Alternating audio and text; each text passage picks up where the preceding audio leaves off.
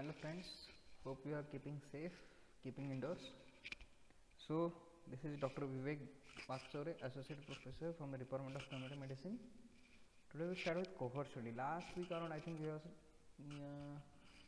have learned about the case control studies. The cohort studies, for better understanding, actually you should always read and compare these two studies because one is retrospective and one is prospective. So they go oppositely in they go in opposite directions. So that is the best method to understand and remember these things. So today we start with a study. Just refreshing the study designs for you. You can go through it. So cohort studies come under the observational studies.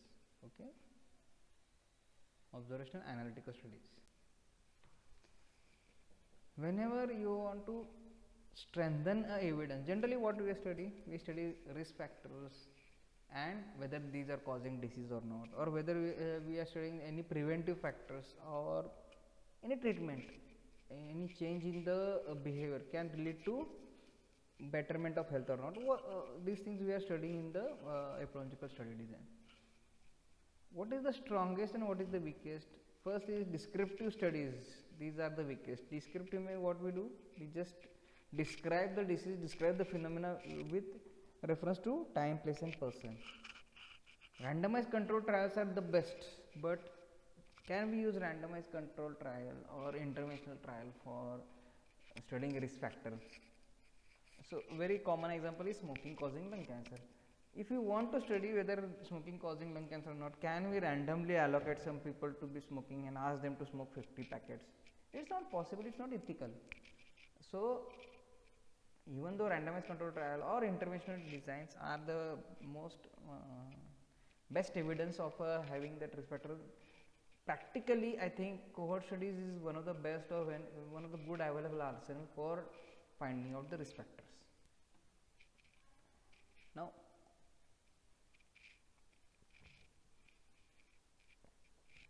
how you choose which study to undertake? First thing is that whether you want to give exposures, means what, whether you want to start a preventive practice or whether you want to give some drug or whether you want to modify. So whether you want to do actively or something or just want to observe. If you want to do actively something, then you have to go to the experimental studies, and then it can be randomized or non-randomized based on that. But if you are only observing, then first thing is that whether there is a comparison group or not. If you are observing only one type of people or one person or one case, or you are going multiple groups, multiple cases, then it becomes different. If there is no comparison group, then this is just a descriptive study. You are describing the phenomena time, place and person. If it is an analytical study, if there is group, if you are comparing whether these people are having the disease and why these people are not, then it comes in under analytical study. Again, analytical study, again depending on the direction of studies, they are called as, first is case control study. Case control study में क्या होता है? You will learn about that. It is a retrospective study. Already the people who have developed disease, you are including them in the study and asking them or learning about their history. So you are going from disease to exposure. You are going in the reverse direction. These are the case control studies.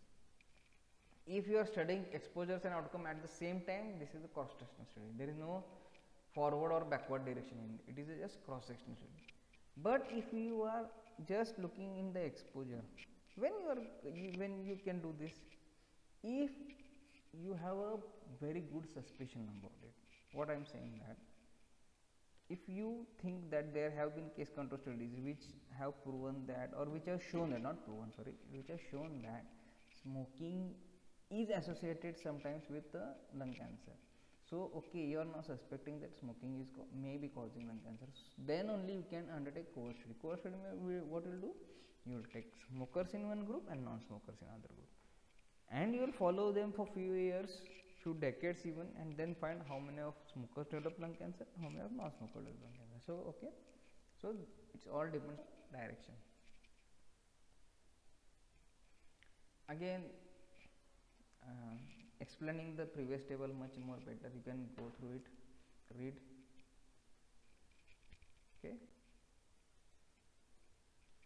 now some important concepts: rate and ratio. What is rate and what is ratio? What is the difference between rate and ratio? Always remember that in rate, numerator is part of denominator. Means what? Again, I am finding of people who have scored distinction from your class. Rate of a person scoring distinction, rate of the people scoring distinction in the class. So what I will do, I will find out the people who have got distinction, divided with whole class, multiply by 100 to give percentage. So what I have done, I have taken the people from your class only. So those people are part of the class. So class is a bigger group. But if I am comparing the distinction, number of distinction between engineering and medical students, then it becomes totally different thing. In ratio, numerator is not part of denominator. Both the entities are independent entities. वहाँ पे क्या होगा? Number of distinctions from medical college divided by number of distinctions from engineering college. इसमें कोई भी group is not related to each other. It's totally different entities. Understand? Incidence is new diseases within given period of time frame within a given area. So suppose you are taking incidence of TB. So number of TB cases in an year from in Sangli district. So this is incidence divided by mid-year population of the Sangli districts multiplied by 1000. So in incidence we divide by mid-year population. Now again, it is a prospective study or longitudinal study. So cohort में what you will do, you will find out people who are having exposure, जिस पे आपका suspicion है वो exposure आप देखेंगे. यहाँ पे best example is smokers. तो उनका एक group बनाएंगे and second group will be non smokers. We will follow them and कितने लोगों, कितने smokers में they develop lung cancer and कितने non smokers में they develop lung cancer, that you will find out. So this is the same. So before we go to the estimation of risk in epidemiological studies, we first think that okay, we are done cohort study. What is the advantage of cohort study and what is the disadvantage of cohort study? First advantage, first and most advantage, that it is of good value or good strength for determining the risk. So cohort studies are considered as of a good strength in nature as an epidemiological study. Secondly, from this, even if you are studying one exposure, but if that exposure has multiple outcomes, then you can study all the outcomes. Means what? Smoking, a very patent example is there, smoking. So does smoking only cause lung cancer? No, smoking can cause increase susceptibility to ischemic heart diseases and number of problems, right from your hair to your to everything is affected by smoking. So all these outcomes can be studied from the smoking. If suppose outcome is very rare, suppose atomic accidents or Bhopal gas tragedy, these are very rare examples. This may never happen again. So these rare outcomes, these rare exposures can also be studied in the under this cohort studies. Then in case control studies, we calculate odds ratio. Let us understand that odds ratio can also be calculated in the cohort study, but we don't because there are much better incidences. So odds ratio is not a perfect ratio. It does not give exact how much risk is increased. Okay, what is the what do I understand by if the odds ratio is 4? Suppose you have taken same smoking and lung cancer. You have taken lung cancer patient and found out their history of smoking, and you have found out odds ratio is 4. So what do you mean by 4? It says that there is 4 times likely of having history of smoking among lung cancer patient. आपने जो अभी यहाँ पे association दिखा है वो उल्टा दिखाया कि जो पेशेंट है उनमें 4 टाइम्स ज़्यादा चांसेस है कि दे वर smokers. So you are not shown that smokers are having the 4 times risk of developing the disease. No, no, this is not the way odds ratio is represented. Understand? At least specifically for case control studies. यहाँ पे what you do? You find out relative risk. And suppose relative risk is 4, then what you can say? You can easily say that the lung cancer is 4 times more common in the smokers. Understand this? Okay. So better estimation of risk is given by cohort studies. Even you can apply those results to the population via population attributable risk also. Okay, so these are all benefits. What are the disadvantages? First thing is that it's very long term, it's very expensive, it requires a huge number of resources, and there is loss to follow up. ऐसे नहीं कि जो smoker है वो continue करता रहेगा smoking, उसको लगा नहीं यार smoking is very dangerous, he can stop smoking. So there is loss to follow up. They don't want to continue in the, क्या हर महीने डॉक्टर आता है और हमारे सब टेस्ट कराते हैं, मेरे को नहीं देनी test. So there is a loss to follow up is very big, and many times years are lost in it. So these are the disadvantages of it. Okay.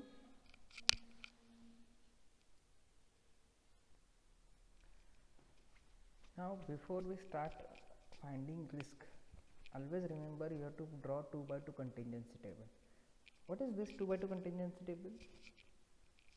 यहाँ पे disease present absent, risk factor present absent you have to write. This is the same for case control, this is the same for cohort studies. A, B, C, D आप बोलते हैं ना, that you have to perfectly write on those columns only. There is a trick for that to remember. What happens if you write the disease in the rows and risk in the column, everything changes. Maybe you get a wrong answer. So that is why always remember, as we are doctors, what should come first? Disease. So disease should be on the top. What is the top? It is a column. Then again in column also, so present should always come first. So disease present is more important for a doctor. So present comes first, absent comes later. So remember like this. This is not the way actually life works, but this is I am giving just sort of mnemonic to remember. So disease on the top and disease present should always come first. So that comes to the left hand. Same goes for the risk factor. Now risk factor is comes to your column. In that column, always top column should be present and absent should be bottom column. Sorry, bottom row. Okay. So top row risk factor present, bottom row risk factor absent. So your A comes to disease present, risk factor present. B should not come below A. B should come at the side of A. So A is married to B, C is married to D. Remember this. So B should come to the side of the A. What is the meaning of that? B means which are being exposed, risk factor is present but disease is absent. Disease absent, risk factor present. C is, then it comes to disease present, risk factor absent. D plus, R minus. And what are the D? These are the best people. These don't have disease, they don't have risk factors. Okay. So this is how you draw 2 by 2 contingency table. Again the same thing, just go through it, read through it. Okay. Now comes the part estimation of risk. First thing we will see the relative. Relative risk is equivalent to odds ratio, similar to odds ratio, but it differs in that here incidence is calculated, not just what is odds ratio. Odds ratio is odds of having disease among exposed divided by odds of having disease among non-exposed. Here what we take direct incidence. Why we can take incidence? This is because this is a prospective study. Here we can follow the patient, and actually when the patient develops disease we can calculate that. So here we can find incidence rate. Odds ratio mein incidence rate we can't find, because why? Because the study group is all with disease, so unka incidence is 100%, and control group is all without disease, so the incidence will be 0%. So that doesn't make any sense. Here we can find actually incidence among exposed divided by incidence among non-exposed. It is calculated, incidence among exposed is calculated by A upon A plus B, and non-exposed is C, disease present but exposure absent, so C upon total without exposure, that is C plus P. Multiply by 1000 is there on both sides, but it is, as we are dividing both the terms, it is negated. Okay, so this is how risk calculated. Relative risk ka range comes from 0 to infinity. So why 0 to infinity? Whenever your exposure group is not having any incidence, not a single case, then of course A is 0. A is 0 आ गया तो we get answer 0. And suppose your C is 0, then everything means your those who are not exposed are not developing disease, then what will happen? Your odds ratio, relative risk will be infinity. It is never negative. Okay, if it is 1 or if it is greater than 1 actually, then means what? When there is exposure, the risk increases. यहाँ पे अगर simple है smoking or lung cancer का, if we take example, and if your relative risk comes 5, then what? There is 5 times more risk of developing lung cancer among the smoker. Okay, if the relative risk comes to 1, then what is there? It means incidence among exposed is equal to incidence among non-exposed. That means दोनों में भी उतने ही disease हो रहे हैं. That means these are not related. Suppose you are studying being a doctor and developing lung cancer, ऐसा कुछ तो आपने स्टडी निकाला है और आप कर रहे हैं स्टडी, एंड आपको ऐसा दिखा कि दोनों में इंसिडेंस इज सेम. डॉक्टर है तो भी इंसिडेंस उतना ही लंग कैंसर का, नहीं है तो भी उतनी. तो उसका क्या मतलब हुआ?